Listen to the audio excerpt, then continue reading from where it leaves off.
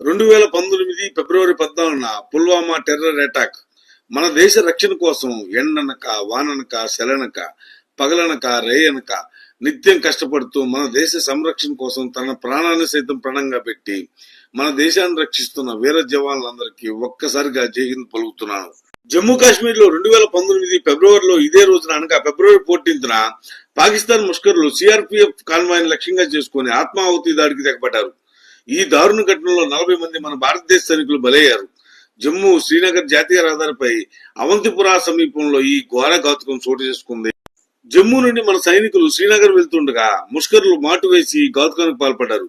ఈ ఘటన తర్వాత మన భారతదేశ సైన్యం చేపట్టిన ఆపరేషన్ లో 10 మందికి పైన మిలిటెంట్లు హతమయ్యారు.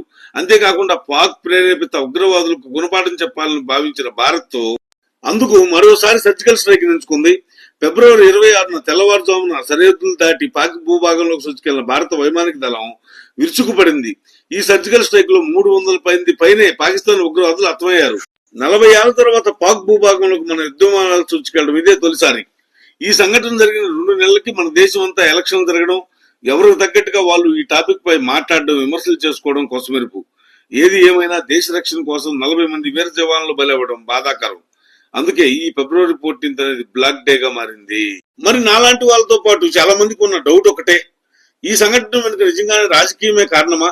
అంతులేని ప్రశ్నగా మారిన బ్లాక్ డే వెనుక కదా ఆ భగవంతుడికే తెలియాలి. ఏది ఏమైనా జై జవాన్ జై హింద్.